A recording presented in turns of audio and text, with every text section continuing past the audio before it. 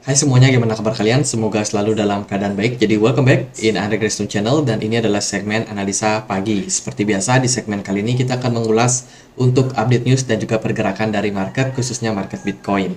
Teman-teman, hari ini hari Minggu tanggal 26 November 2023. Hari Minggu biasanya memang nggak terlalu banyak news, tapi kita akan review news apa aja yang akan ada di hari Senin sampai hari Jumat untuk minggu depan ya, atau untuk minggu besok teman-teman. Kalau kita perhatikan dari newsnya, besok itu akan ada data soal new home sales atau penjualan rumah baru untuk Amerika Serikat. Ini mungkin akan memberikan impact terhadap pergerakan dari dolar. Kemudian juga di perdagangan hari Selasa itu akan ada Fed Waller yang speech. Kemudian Bowman juga akan speech. Kemudian juga ada consumer confidence, data consumer confidence untuk Amerika Serikat. Ini juga akan memberikan impact terhadap pergerakan dolar. Hari Rabu kita akan dapat data soal GDP dari Amerika Serikat. Kita akan melihat seperti apa sih outlook dari ekonomi secara umum untuk Amerika Serikat. Apakah bakalan berpeluang untuk masuk resesi atau justru malah dalam posisi yang cukup kokoh, teman-teman. Kemudian juga akan ada data soal crude oil inventory atau inventory minyak mentah untuk Amerika Serikat. Lalu di hari Kamis ada event yang sangat penting. Dari Cina itu akan ada manufacturing PMI. Dari Inggris itu ada data soal nationwide HPI. Dari Uni Eropa akan ada data soal core CPI dan juga CPI tentunya. Dari Amerika Serikat akan ada data soal PCE and core PCE. Kemudian juga akan ada data initial jobless claim. Kemudian Chicago PMI and pending home sales untuk Amerika Serikat. Jadi event itu numpuk di tanggal 30 November nanti, hari Kamis. Ini bakalan cukup penting dan berpeluang untuk membuat market volatile. Kemudian di hari Jumat itu akan ada data soal PMI Uni Eropa, lalu manufacturing employment Amerika Serikat di awal tanggal 1 Desember ya. Ini bakalan cukup penting, teman-teman. Jadi itu sih overall news yang ada dari kalender ekonomi. Jadi menjelang penutupan bulan November ini kita akan melihat kira-kira closing dari Bitcoin ini bisa di level berapa. Sangat-sangat menarik untuk dinantikan. Kemudian soal FOMC meeting akan diselenggarakan kapan?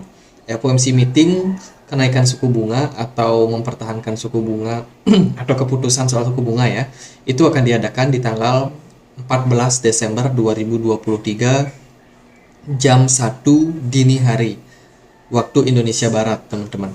Kalau kita lihat dari sini menunjukkan bahwa kemungkinan untuk Fed mempertahankan suku bunganya adalah di 95,5%. Sementara ada kemungkinan 4,5% untuk Fed menaikkan suku bunganya sampai 25 basis point lagi. Waduh, padahal inflasi sudah turun ya, tapi ternyata kalau kita lihat dari forecast, sepertinya Fed udah ancang-ancang untuk menaikkan suku bunga satu kali lagi sebagai final kenaikan interest rate guna menekan inflasi lebih cepat lagi. Kalau kita lihat dari data balance sheet, Fed balance sheet overall terus mengalami penurunan. Nah, Fed balance sheet ini berkolerasi positif sama penurunan inflasi. Semakin turun Fed balance sheet-nya, inflasi juga kecenderungan biasanya akan semakin mengalami penurunan. Dan kalau kita lihat dari chartnya memang secara berkala itu terus mengalami penurunan. Semoga aja penurunan konsisten ini akan membuat Fed bisa stabil ya, tidak menaikkan suku bunganya kembali. Itu dari makroekonomi yang mungkin cukup penting dan juga berpeluang untuk memberikan impact terhadap market. Dari berita-berita yang lain di market kripto, kemarin ada project namanya Nansen. Nansen ini baru aja meluncurkan airdrop ya teman-teman. Tapi sayang sekali Nansen sendiri ini membuat klarifikasi gitu kepada para pencari airdrop ya yang dikirimkan melalui email. Ini disebutkan bahwa Nansen sendiri menghadapi masalah karena phishing, karena ada fake emails dan ya, user have report receive phishing email from fake Nansen AI. Jadi ini berpeluang phishing, jadi hati-hati buat teman-teman yang mungkin menemukan email-email palsu berhubungan sama Nansen.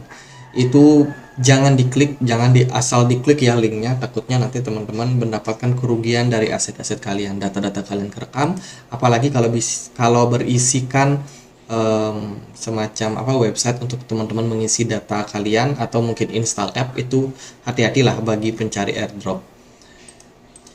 Dari berita yang lain, kemarin anaknya Christine Lagarde, teman-teman. Christine Lagarde ini adalah European Central Bank presiden ya, teman-teman. Jadi kalau di Amerika itu mirip kayak Fed-nya lah. Nah, itu anaknya kena rugi katanya di kripto. Ya, almost aset investment dari anaknya itu kena kena apa namanya? Kena masalah ya. Jadi kena kehilangan, teman-teman, loss. Jadi parah banget ini, anak seorang petinggi aja bisa mengalami kecolongan. Tapi teman-teman tentunya yang di market kripto sudah tahu kalau udah berhubungan sama kripto, tentunya kita tidak hanya berbicara soal Bitcoin, tapi di dalamnya juga banyak sekali project-project scam, airdrop scam, kemudian juga project-project yang kelihatannya secara apa namanya, markup yang mereka lakukan itu menarik, bagus, tapi sebenarnya di belakang layar mereka tidak jelas. Itu banyak sekali memang proyek-proyek di market kripto. Jadi kalau teman-teman menilai fundamental dari kripto, alangkah baiknya kalau teman-teman melihat secara keseluruhan, tidak hanya melihat dari pergerakan dari chart. Itu bisa menimbulkan efek kerugian, apalagi kalau developernya nakal, bisa aja rug pull. Nah, itu berbahaya sekali. Ya, ini petinggi loh bisa mengalami masalah. Anaknya petinggi, apalagi kita orang-orang biasa. Teman-teman, kemudian juga ada berita dari Justin Sun. Ini dia nge-tweet nih kemarin, katanya untuk pengguna HTX dan juga Polynex itu akan mendapatkan airdrop, akan berpeluang untuk memperoleh airdrop yang epic untuk pengguna yang memiliki aset di beberapa platform ini. Dua platform yang memang dibikin oleh Justin Sun sendiri. Jadi ini tujuannya untuk menyenangkan mereka yang kemarin kan kena masalah ya. Jadi exchange Polynex ini udah kena hack, kemudian jaringan dari HTX juga kena hack di perdagangan kemarin, dan ya sepertinya Justin Sun berusaha untuk menghibur mereka, teman-teman. Kemudian ini ada berita yang cukup menarik menurut saya. Ini datangnya dari The Investment Association. UK Authorized Fund itu baru aja memberikan green light. Waduh, green light apa nih? Memberikan lampu hijau untuk pengembangan tokenisasi, menyusul pembentukan Ketua Kerja Teknologi Baru dan juga Satuan Tugas Manajemen Aset Pemerintahan awal tahun ini untuk memanfaatkan potensi teknologi inovasi untuk manajemen aset Inggris. Oh, ini beritanya bagus, teman-teman. Dan tentunya teman-teman boleh banget untuk pantau token-token yang berhubungan sama RWA, Real World Asset, di mana tokenisasi itu akan menjadi kata kunci ke depannya, di mana apa-apa akan menjadi token. Ya, semuanya akan dicatat dalam bentuk blockchain. Dan ini yang memberitakan adalah sekelas Uni Eropa atau maksudnya Inggris, teman-teman. Sekelas pemerintahan atau kerajaan Inggris yang sudah bekerja sama dengan beberapa platform ini guna untuk memuluskan yang namanya project tokenisasi. Boleh banget dipantau project-project dengan narasi RWA atau Real World Asset. Kemarin aku ada sedikit kesalahan dalam hal menjelaskan perihal Presiden Argentina terpilih, yaitu Milei, teman-teman, Javier Milei ya. Itu kemarin bilang tidak ada waktu untuk negosiasi atau tidak ada peluang lah untuk negosiasi guna penutupan central bank. Jadi tampaknya Presiden Argentina ini cukup ngotot untuk menutup yang namanya central bank, teman-teman, menutup central bank dari Argentina. Kita tahu ya, Argentina adalah salah satu negara dengan inflasi yang mencapai 100%. Bayangin teman-teman, biasanya beli telur 3.000 per butir, tiba-tiba teman-teman harus beli 6.000 per butir. Kan itu sangat menyengsarakan rakyat ya, teman-teman. Nah, itulah yang terjadi pada mata uang peso karena hyperinflasi yang parah banget. Makanya dari Milei sendiri di kampanyenya itu mengatakan dia ingin beralih dari mata uang peso ini, opsional bisa beralih ke dolar, teman-teman, menggunakan US dollar. Nah, tapi ini kita nggak tahu lah apakah nanti janjinya bakalan dipenuhi atau enggak, tapi yang pasti beritanya seperti itu untuk sekarang ini. Kemudian datang dari blockchain juga, Polkadot meluncurkan Core Gem dan juga Core Play dalam 6 bulan ke depan, menghapuskan sistem lelang parachain dan menggantinya dengan Agili Core Time dan juga Bulk Core Time.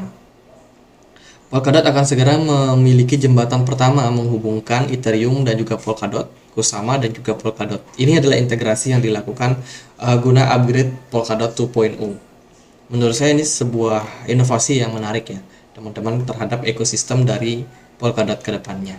Jadi itu sih beberapa news yang cukup banyak juga dari market. Lalu gimana sih impactnya terhadap pergerakan dari market? Apakah ini menarik? Apa enggak? Nah, teman-teman, kita juga sudah sempat posting beberapa berita ya di komunitas Telegram kita, buat teman-teman yang punya akun Telegram mungkin yang pengen dapat update-update terbaru atau mungkin sekedar pengen tanya jawab berdiskusi, teman-teman bisa join di dua channel ini. Yang pertama ada channel informasi aku namanya Update News Bitcoin. Itu teman-teman kita bisa saya sendiri selalu update untuk news terbaru ya soal dunia kripto. Kemudian kita juga punya komunitas diskusi tempat teman-teman bisa berbagi informasi, sharing-sharing berita ataupun mungkin sekedar untuk sharing analisa. Semuanya feel free aja. Yang mau join linknya ada di kolom deskripsi. Sekarang kita akan bahas gimana pergerakan dari Bitcoin sendiri. Di perdagangan kemarin indeks dolar udah nggak gerak, dan kita hanya berfokus sama pergerakan dari market Bitcoin dan ya kripto-kripto yang lain, karena memang market lain kan lagi off ya ketika weekend. Teman-teman, Bitcoin overall berpeluang untuk menembus yang namanya ascending channel in time frame 4 hours ya. Di time frame 4 jam pergerakan Bitcoin ini sangat-sangat menarik menurut saya. Baru aja Bitcoin ini sempat bikin fake out sebentar fake out ke 38.000, tapi tekanan jual ternyata masih cukup tinggi dan sekarang posisi Bitcoin ini masih mencoba untuk naik. Dari volume perdagangan masih sangat baik, dari smart money juga ya setengah lah teman-teman, setengah dari yang sebelumnya di 26 Oktober kemarin.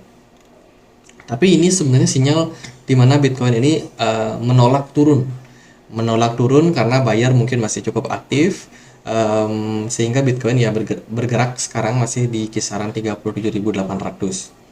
Kemudian kalau kita perhatikan dari BTC Dominance di perdagangan kemarin naik turun ya, tapi menurut saya ini masih stabil sih teman-teman. Jadi beberapa altcoin kemarin mungkin ada yang naik, beberapa altcoin mungkin ada yang tertekan. Solana udah kembali menguat ya sekitar 3%. Kemudian Celestia yang kemarin juga sempat koreksi, ini udah mulai stabil lagi harganya.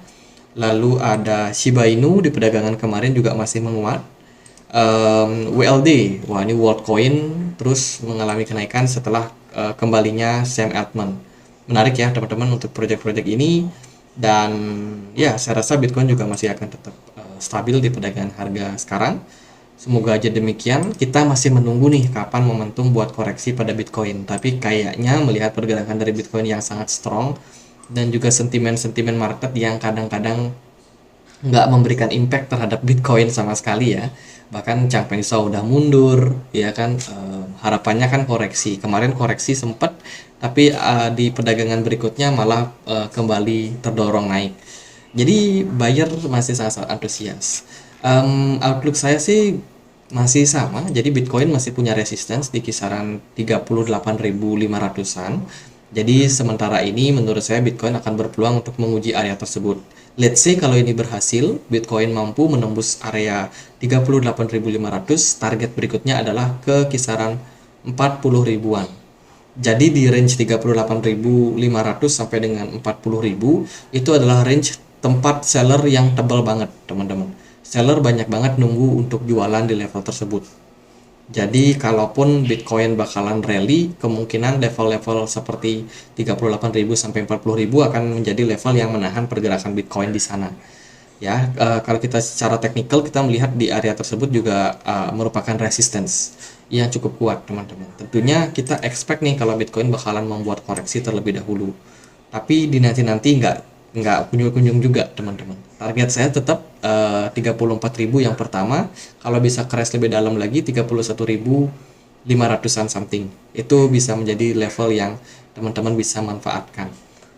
Tapi buat teman-teman yang mungkin nggak sabaran melihat pergerakan Bitcoin kok nggak turun-turun, yang mau DCE ya monggo-monggo aja sih, nggak ada masalah teman-teman. Jadi bisa banget teman-teman sesuaikan dengan kepentingan teman-teman. Apakah teman-teman mau trading, mau scalping, atau mau swing trading seperti saya, atau mau investing, ya itu beda-beda ya strateginya. Tapi overall, menurut saya market crypto sangat-sangat strong untuk saat ini. Untuk arahnya mungkin weekend nggak kemana-mana, karena pertimbangan saya volume perdagangannya cenderung rendah. Kemudian juga di hari Senin itu mulai ada news-news penting, dan juga di minggu depan itu bakalan ada news PCE yang menurut saya menjadi indikator penting lah yang untuk ditunggu teman-teman. Jadi itu sih beberapa pertimbangan yang mungkin teman-teman bisa perhatikan juga. Semoga videonya bisa bermanfaat, dan bila mana ada pertanyaan lain, ada kewenangan buat dibahas, kalian bisa banget untuk tulis di kolom komentar channel YouTube ini. Jadi sekian aja, semoga videonya bisa bermanfaat, dan akhir kata saya Andre, makasih.